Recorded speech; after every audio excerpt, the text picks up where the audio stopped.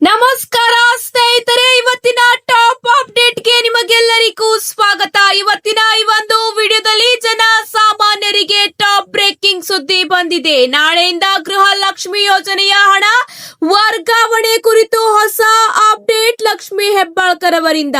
ಇದರ ಜೊತೆಗೆ ಇನ್ನು ಮುಂದೆ ಕೆಲವರಿಗೆ ಸಿಗುವುದಿಲ್ಲ 200 ಯೂನಿಟ್ ಫ್ರೀ ಕರೆಂಟ್. ಇದರ ಜೊತೆಗೆ ಕೆಲವು ದಿನಗಳಿಂದ ಕಾಯುತ್ತಿದ್ದ ಜನ ಸಾಮಾನ್ಯರಿಗೆ ಈಗ ಗುಡ್ ನ್ಯೂಸ್ ಬಂದಿದೆ. ಹೊಸ ಪಡಿತರ ಚೀಟಿಗಾಗಿ ಅರ್ಜಿ ಆಹ್ವಾನ. ಇದರ ಜೊತೆಗೆ ಬಿಗ್ ಅಪ್ಡೇಟ್ ಕೂಡ ಬಂದಿದೆ. ಮತ್ತೊಂದು ಕಡೆ ಗ್ಯಾಸ್ ಗ್ರಾಹಕರಿಗೆ ಹೊಸ ಅಲರ್ಟ್ ನೀಡಿದ ಕೇಂದ್ರ ಸರ್ಕಾರ. ನಿಮ್ಮ ಮನೆ ಸಿಲಿಂಡರ್ ಕನೆಕ್ಷನ್ ಕಟ್ ಆಗಬಹುದು. ಇದೇ ಅಷ್ಟೇ ಅಲ್ಲ, ಮುಂಜಾಲಸಂಧಿ ಬಿಕ್ಕಟ್ಟು ಮತ್ತೆ ಹೆಚ್ಚಾಗಲಿದೆ. ಇದರಿಂದ ಪೆಟ್ರೋಲ್ ಮತ್ತು ಡೀಸೆಲ್ ಕೂಡ ಏರಿಕೆ ಆಗಲಿದೆ ಎಂಬ ಮಾಹಿತಿ. ಇದರ ಜೊತೆಗೆ ಇಂದಿನ ಚಿನ್ನ ಮತ್ತು ಬೆಳ್ಳಿ ದರದ ಕಂಪ್ಲೀಟ್ ಅಪ್ಡೇಟ್ ನಿಮಗೆ ಸಿಗಲಿದೆ. ಮಾಹಿತಿ ಇಷ್ಟವಾದಲ್ಲಿ ಲೈಕ್ ಮಾಡಿ ಹಾಗೂ ನಿಮ್ಮ ಎಲ್ಲ ಸ್ನೇಹಿತರ ಜೊತೆಗೆ ಶೇರ್ ಮಾಡುವುದನ್ನು ಕೂಡ ಮರೆಯಬೇಡಿ. ನೀವು ಇನ್ನೂ ಕೂಡ ನಮ್ಮ ಚಾನೆಲ್ ನ ಸಬ್ಸ್ಕ್ರೈಬ್ ಮಾಡಿಲ್ಲ ಅಂದ್ರೆ ಕೂಡಲೇ ಸಬ್ಸ್ಕ್ರೈಬ್ ಮಾಡಿಕೊಳ್ಳಿ. ಹಾಗಾದ್ರೆ ಬನ್ನಿ ವೀಕ್ಷಕರೇ, ಮೊದಲನೆಯ ಒಂದು ಟಾಪ್ ಅಪ್ಡೇಟ್ ನಿಮ್ಮ ಮುಂದಿದೆ. ದೆಹಲಿ ಮತ್ತು ಸುತ್ತಮುತ್ತಲಿನ ರಾಷ್ಟ್ರೀಯ ರಾಜಧಾನಿ ವಲಯದ ಜನರಿಗೆ ಇಂಧನ ಬೆಲೆ ಏರಿಕೆಯ ಬಿಸಿಗ ತಟ್ಟುತ್ತಿದೆ. ಹೌದು ವೀಕ್ಷಕರೇ, ಸಿಎನ್ಜಿ ದರದಲ್ಲಿ ಪ್ರತಿ ಕೆಜಿಗೆ ಮತ್ತೆ ₹1 ಹೆಚ್ಚಳವಾಗಿದ್ದು, ಇದು ಕೇವಲ ಒಂದೇ ವಾರದಲ್ಲಿ ನಡೆದಿರುವ ಎರಡನೆಯ ಬೆಲೆ ಏರಿಕೆಯಾಗಿದೆ. ಹೌದು ಸ್ನೇಹಿತರೆ, ಮಧ್ಯ ಪ್ರಾಚ್ಯದಲ್ಲಿ ಹೆಚ್ಚುತ್ತಿರುವ ಯುದ್ಧದ ಉದ್ವಿಗ್ನತೆ ಹಾಗೂ ಜಾಗತಿಕ ತೈಲ ಬಿಕ್ಕಟ್ಟಿನ ಹಿನ್ನೆಲೆಯಲ್ಲಿ ದೇಶದಲ್ಲಿ ಇಂಧನದ ಬೆಲೆಗಳು ಮತ್ತಷ್ಟು ಗಗನಕ್ಕೇರುವ ಭೀತಿ ಈಗ ಎದುರಾಗಿದೆ.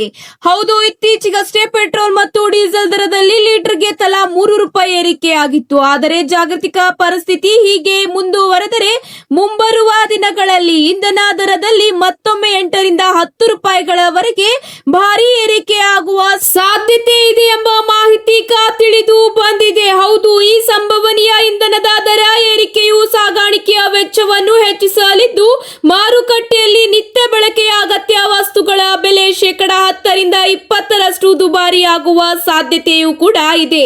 ಇದರಿಂದಾಗಿ ಈಗಾಗಲೇ ಕಷ್ಟದಲ್ಲಿರುವ ಜನ ಸಾಮಾನ್ಯರ ಆರ್ಥಿಕ ಹೊರೆಯನ್ನು ಮತ್ತಷ್ಟು ಹೆಚ್ಚಿಸಲಿದೆ ಎಂಬ ಮಾಹಿತಿ ತಿಳಿದು ಬಂದಿದೆ. ಇದೇ ಅಷ್ಟೇ ಅಲ್ಲ, ಈಗ ಗೃಹ ಜ್ಯೋತಿ ಯೋಜನೆಯ ಫಲಾನುಭವಿಗಳಿಗೆ ಹೊಸ ಅಪ್ಡೇಟ್ ಎಂದೇ ಹೇಳಬಹುದಾಗಿದೆ. ಹೌದು ವೀಕ್ಷಕರೇ, ಗೃಹ ಜ್ಯೋತಿ ಯೋಜನೆಯ ಪ್ರತಿ ಮನೆಗೆ ತಿಂಗಳಿಗೆ 200 ಯೂನಿಟ್ ತನಕ ಉಚಿತ ವಿದ್ಯುತ್ ನೀಡಲಾಗುತ್ತಿದೆ. ಆದರೆ ಇತ್ತೀಚೆಗೆ ಸರ್ಕಾರ ಗೃಹ ಜ್ಯೋತಿ ಯೋಜನೆಗೆ ಸಂಬಂಧಿಸಿದಂತೆ ಕೆಲವು ಹೊಸ ನಿಯಮಗಳನ್ನು ಜಾರಿ ತಂದಿದೆ. ಎಲ್ಲರೂ ಗೃಹ ಜ್ಯೋತಿ ಯೋಜನೆಯ ಲಾಭ ಪಡೆಯಲು ಹೊಸ ನಿಯಮಗಳನ್ನು ತಿಳಿದುಕೊಳ್ಳುವುದು ಅವಶ್ಯಕ ಎಂದು ತಿಳಿಸಿದ್ದಾರೆ. ಹೌದು ವೀಕ್ಷಕರೇ, ಮೊದಲನೆಯದಾಗಿ ಹೊಸ ಮನೆಗಳಿಗೆ ಕಡಿಮೆ ಯೂನಿಟ್ ಆರಂಭದಲ್ಲಿ ಸಿಗಬಹುದು. ಹೌದು, ಹೊಸ ಮನೆ ಅಥವಾ ಹೊಸ ಮೀಟರ್ ಇದ್ದರೆ ಮೊದಲಿಗೆ ಸುಮಾರು 53 ರಿಂದ 59 ಯೂನಿಟ್ ಮಾತ್ರ ಉಚಿತವಾಗಿ ಸಿಗಲಿದೆ. ಇದರ ನಂತರ 1 ವರ್ಷದ ಸರಾಸರಿ ಬಳಕೆ ಆಧಾರದಲ್ಲಿ ಹೆಚ್ಚಿಸಲಾಗುವುದು ಎಂಬ ಮಾಹಿತಿ ತಿಳಿದು ಬಂದಿದೆ.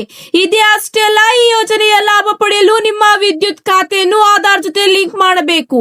ಈ ಯೋಜನೆಯ ಕೇವಲ ಮನೆ ಬಳಕೆಗೆ ಮಾತ್ರ ಅನ್ವಯಿಸುತ್ತದೆ, ಅಂಗಡಿ ಅಥವಾ ವ್ಯಾಪಾರಿಗಳಿಗೆ ಅನ್ವಯಿಸುವುದಿಲ್ಲ. ಒಂದು ವೇಳೆ ನೀವು ಈ ರೀತಿ ಮಾಡುತ್ತಿದ್ದರೆ ನಿಮ್ಮ ಗೃಹ ಜ್ಯೋತಿ ಯೋಜನೆಯ ಖಾತೆಗೆ ಇನ್ನು ಮುಂದೆ ಫ್ರೀ ಯೂನಿಟ್ ಸಿಗುವುದಿಲ್ಲ.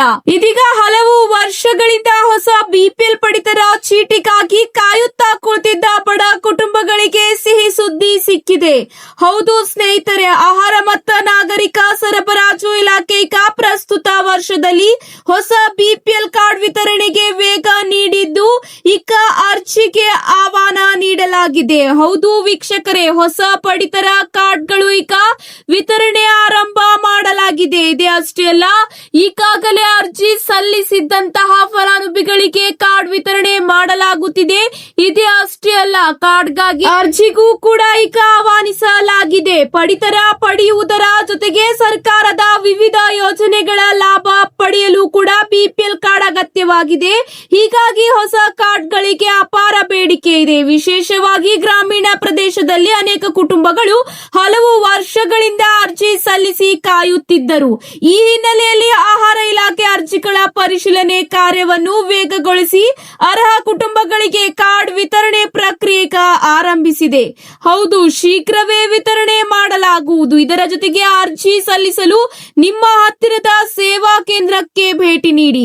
ಹೊಸ ಬಿಪಿಎಲ್ ಕಾರ್ಡ್ ಮಂಜೂರಿಗೆ ಇಲಾಖೆ ಕಟ್ಟುನಿಟ್ಟಿನ ಮಾನದಂಡ ಅನುಸರಿಸಿದರೆ ಮಾತ್ರ ಕಾರ್ಡ್ ವಿತರಣೆ. ಮತ್ತೊಂದು ಕಡೆ ಅನರ್ಹರು ತಪ್ಪು ದಾಖಲೆ ನೀಡಿ ಬಿಪಿಎಲ್ ಕಾರ್ಡ್ ಪಡೆಯಲು ಯತ್ನಿಸಬಾರದು ಎಂದು ಆಹಾರ ಇಲಾಖೆ ಅಧಿಕಾರಿಗಳು ಈಗ ಎಚ್ಚರಿಕೆ ಕೂಡ ನೀಡಿದ್ದಾರೆ. ಸುಳ್ಳು ಮಾಹಿತಿ ನೀಡಿದರೆ ಕಾರ್ಡ್ ರದ್ದುಪಡಿಸುವುದರ ಜೊತೆಗೆ ಕಾನೂನು ಕ್ರಮ ಕೈಗೊಳ್ಳಲಾಗುತ್ತದೆ ಎಂದು ತಿಳಿಸಿದ್ದಾರೆ. ಅರ್ಹ ಫಲಾನುಭವಿಗಳಿಗೆ ಸರ್ಕಾರದ ಯೋಜನೆಗಳು ತಲುಪಬೇಕೆಂಬ ಉದ್ದೇಶದಿಂದ ಪಾರದರ್ಶಕ ವ್ಯವಸ್ಥೆ ಅನುಸರಿಸಲಾಗುತ್ತಿದೆ ಎಂಬ ಮಾಹಿತಿಯನ್ನು ಈಗ ಅಧಿಕಾರಿಗಳು ತಿಳಿಸಿದ್ದಾರೆ. ಇದೇ ಅಷ್ಟೇ ಅಲ್ಲ, ಮುಂದಿನ ತಿಂಗಳಿಂದ ಜನಸಾಮಾನ್ಯರಿಗೆ ಇಂದಿರಾ ಕಿಟ್ ಕೂಡ ವಿತರಿಸಲಾಗುವುದು ಎಂಬ ಮಾಹಿತಿ ಈಗ ತಿಳಿದು ಬಂದಿದೆ. ಮತ್ತೊಂದು ಕಡೆ ಗೃಹ ಲಕ್ಷ್ಮಿ ಯೋಜನೆಯ ಫಲಾನುಭವಿಗಳಿಗೆ ನಾಳೆಯಿಂದ ಕಂತಿನ ಹಣ ವರ್ಗಾವಣೆಯಾಗಲಿದೆ. ಹೌದು ವೀಕ್ಷಕರೇ, ಪೆಂಡಿಂಗ್ ಇರುವ ಪೇಮೆಂಟ್ ಈಗ ಗೃಹ ಲಕ್ಷ್ಮಿ ಯೋಜನೆಯ ಖಾತೆಗಳಿಗೆ ಸೇರಲಿದೆ. ಯೋಜನೆಯ ಅಡಿಯಲ್ಲಿ ಮಾರ್ಚ್ ನಿಂದ ಪೆಂಡಿಂಗ್ ಇದ್ದ ಗೃಹ ಲಕ್ಷ್ಮಿ ಯೋಜನೆಯ ಹಣ ಈಗ ಮಹಿಳೆಯರ ಖಾತೆಗೆ ಸೇರಲಿದೆ. ನಾಳೆಯಿಂದ ಹಣ ವರ್ಗಾವಣೆಯಾಗಲಿದೆ. ನಿಮ್ಮ ಖಾತೆಗೂ ಕೂಡ ಹಣ ವರ್ಗಾವಣೆಯಾಗಿದ್ರೆ ನಮಗೆ ಕಮೆಂಟ್ ಮೂಲಕ ಎಸ್ ಅಂತ ತಿಳಿಸಿ. ಹೌದು ವೀಕ್ಷಕರೇ, ಗೃಹ ಲಕ್ಷ್ಮಿ ಯೋಜನೆಯ ಅಡಿಯಲ್ಲಿ ಪ್ರತಿ ತಿಂಗಳು ಕೆಲವು ಮಹಿಳೆಯರ ಖಾತೆಗೆ ವರ್ಗಾವಣೆಯಾಗುತ್ತಿದ್ದರೆ ಕೆಲವೊಬ್ಬ ಮಹಿಳೆಯರಿಗೆ ಒಂದು ತಿಂಗಳಲ್ಲೇ 2 ಕಂತಿನ ಹಣ ಕೂಡ ವರ್ಗಾವಣೆಯಾಗುತ್ತಿದೆ. ಈಗ ಈ ತಿಂಗಳಲ್ಲಿ 3 ಕಂತಿನ ಹಣ ಕೆಲವೊಬ್ಬ ಮಹಿಳೆಯರಿಗೆ ಸಿಗಲಿದ್ದರೆ ಇನ್ನು ಕೆಲವು ಮಹಿಳೆಯರಿಗೆ 2 ಕಂತಿನ ಹಣ ವರ್ಗಾವಣೆಯಾಗಲಿದೆ ಎಂಬ ಮಾಹಿತಿಯನ್ನು ಈಗ ಲಕ್ಷ್ಮಿ ಹೆಬ್ಬಾಳ್ಕರ್ ಅವರು ತಿಳಿಸಿದ್ದಾರೆ. ನಾಳೆಯಿಂದ ಈ ಒಂದು ಹಣ ವರ್ಗಾವಣೆಯಾಗಲಿದೆ ಎಂಬ ಮಾಹಿತಿ ತಿಳಿದು ಬಂದಿದೆ. ಇದರ ಜೊತೆಗೆ ಇನ್ನು ಮುಂದೆ ಕಟ್ಟುನಿಟ್ಟಿನ ಕ್ರಮ ಕೂಡ ಈ ಒಂದು ಯೋಜನೆಯ ಅಡಿಯಲ್ಲಿ ಜಾರಿ ತರಲಾಗುತ್ತಿದ್ದು, ಯೋಜನೆಯ ಅಡಿಯಲ್ಲಿ ಮಹಿಳೆಯರು ಜೀವಂತ ಪ್ರಮಾಣ ಪತ್ರ ಸಲ್ಲಿಸುವುದು ಕಡ್ಡಾಯವಾಗುತ್ತಿದೆ. ಹೌದು ವೀಕ್ಷಕರೇ, ಈಗಾಗಲೇ ಲಕ್ಷ್ಮಿ ಹೆಬ್ಬಾಳ್ಕರ್ ಅವರು ಈ ಕುರಿತು ಚರ್ಚೆ ನಡೆಸುತ್ತಿದ್ದು ಅತಿ ಶೀಘ್ರದಲ್ಲೇ ಈ ಒಂದು ನಿಯಮ ಜಾರಿ ಕೂಡ ಬರಲಿದೆ. ಇದರ ಜೊತೆಗೆ ಈಗ ಭಾರತ್ ಗ್ಯಾಸ್, ಎಚ್ಪಿ ಗ್ಯಾಸ್ ಮತ್ತು ಇಂಡಿಯನ್ ಅಂತಹ ಪ್ರಮುಖ ಸರ್ಕಾರಿ ಸ್ವಾಮ್ಯದ ತೈಲ ಕಂಪನಿಗಳು ಎಲ್ಪಿಜಿ ಸಿಲಿಂಡರ್ಗಳಿಗೆ ಸಂಬಂಧಿಸಿದ ನಿಯಮಗಳಲ್ಲಿ ಹಲವಾರು ಬದಲಾವಣೆಗಳನ್ನು ಮಾಡುತ್ತಿವೆ. ಹೊಸ ನಿಯಮಗಳ ಪ್ರಕಾರ ಸರ್ಕಾರವು 2 ಗ್ಯಾಸ್ ಸಂಪರ್ಕಗಳ ನಕಲು ಮಾಡುವಿಕೆಯ ನೀತಿಯನ್ನು ಕಟ್ಟುನಿಟ್ಟಾಗಿ ಜಾರಿ ತಂದಿದೆ. ಹೌದು, ಇದರ ಭಾಗವಾಗಿ ಅಸ್ತಿತ್ವದಲ್ಲಿರುವ ಪಿಎನ್ಜಿ ಸಂಪರ್ಕಗಳನ್ನು ಹೊಂದಿರುವ ಮನೆಗಳು ಇನ್ನು ಮುಂದೆ ತಮ್ಮ ಮನೆಗಳಲ್ಲಿ ಎಲ್ಪಿಜಿ ಸಿಲಿಂಡರ್ಗಳನ್ನು ಬಳಸಲು ಅನುಮತಿ ಸಿಗುವುದಿಲ್ಲ.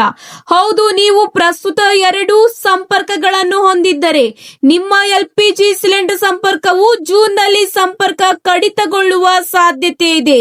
ಹೌದು, ಆದರೆ ಈ ಬಗ್ಗೆ ಸದ್ಯ ಯಾವುದೇ ತೈಲ ಕಂಪನಿಗಳು ಅಧಿಕೃತ ಮಾಹಿತಿ ಹೊರಡಿಸಿಲ್ಲ. ಅನಿಲ ಕಪ್ಪು ಮಾರುಕಟ್ಟೆಯನ್ನು ತಡೆಯುವ ಗುರಿಯನ್ನು ಈ ಕ್ರಮ ಹೊಂದಿದೆ. ಈ ಒಂದು ನಿಯಮ ಜೂನ್ನಿಂದಲೇ ಜಾರಿ ಬರಲಿದೆ ಎಂಬ ಮಾಹಿತಿ ಅಧಿಕೃತ ಮೂಲಗಳಿಂದ ತಿಳಿದು ಬಂದಿದೆ. ಕಳೆದ ಕೆಲವು ವರ್ಷಗಳಿಂದ ದೇಶಾದ್ಯಂತ ಪ್ರಮುಖ ನಗರಗಳಲ್ಲಿ ಪಿಎನ್ಜಿ ನೆಟ್ವರ್ಕ್ ವೇಗವಾಗಿ ಬೆಳೆದಿದೆ. ಪಿಎನ್ಜಿ ಸಾಮಾನ್ಯವಾಗಿ ಎಲ್ಪಿಜಿ ಸಿಲಿಂಡರ್ಗಳಿಗಿಂತ ಸುರಕ್ಷಿತ ಮತ್ತು ಕಡಿಮೆ ವೆಚ್ಚದಾಗಿದ್ದು ಅನೇಕ ಗ್ರಾಹಕರು ತಮ್ಮ ಮನೆಗಳಲ್ಲಿ ಪಿಎನ್ಜಿ ಸಂಪರ್ಕಗಳನ್ನು ಈಗಾಗಲೇ ಹೊಂದಿದ್ದಾರೆ. ಆದರೆ ಅವರು ಹಳೆಯ ಎಲ್ಪಿಜಿ ಸಿಲಿಂಡರ್ಗಳನ್ನು ಬ್ಯಾಕಪ್ ಆಯ್ಕೆಯಲ್ಲಿ ಇಟ್ಟುಕೊಂಡಿದ್ದಾರೆ. ಸರ್ಕಾರಿ ನಿಯಮಗಳ ಪ್ರಕಾರ ಒಂದೇ ವಿಳಾಸದಲ್ಲಿ ಅಥವಾ ಒಂದೇ ಮನೆಯಲ್ಲಿ 2 ವಿಭಿನ್ನ ರೀತಿಯ ಅಡುಗೆ ಅನಿಲ ಸಂಪರ್ಕಗಳನ್ನು ಹೊಂದಿರುವುದು ಕಾನೂನು ಬಾಹಿರವಾಗಿದೆ. ಅನಿಲ ಕಂಪನಿಗಳು ಈಗ ಇಂತಹ ಗ್ರಾಹಕರನ್ನು ಗುರುತಿಸಲು ಆರಂಭಿಸಿವೆ. ಜೂನ್ನಿಂದ ಈ ಒಂದು ನಿಯಮ ಕಡ್ಡಾಯವಾಗಿ ಜಾರಿ ಬರಲಿದೆ ಎಂಬ ಮಾಹಿತಿಗಳು ಈಗ ತಿಳಿದು ಬಂದಿದೆ. ಹಾಗಾದ್ರೆ ಬನ್ನಿ ವೀಕ್ಷಕರೇ, ಇಂದಿನ ಚಿನ್ನ ಮತ್ತು ಬೆಳ್ಳಿ ದರದ ಸಂಪೂರ್ಣವಾದ ಮಾಹಿತಿ ನೋಡೋಣ. ದೇಶದಲ್ಲಿ ಇಂಧನ ಬಳಕೆ ಕಡಿತಗೊಳಿಸಲು ಹಾಗೂ ಚಿನ್ನದ ಖರೀದಿಯನ್ನು ಮುಂದೂಡುವಂತೆ ಪ್ರಧಾನಿ ನರೇಂದ್ರ ಮೋದಿ ಅವರು ನೀಡಿದ್ದ ಕರೆಗೆ ಸಿಲಿಕಾನ್ ಸಿಟಿ ಬೆಂಗಳೂರಿನಲ್ಲಿ ಭರ್ಜರಿ ಪ್ರತಿಕ್ರಿಯೆ ವ್ಯಕ್ತವಾಗಿದೆ.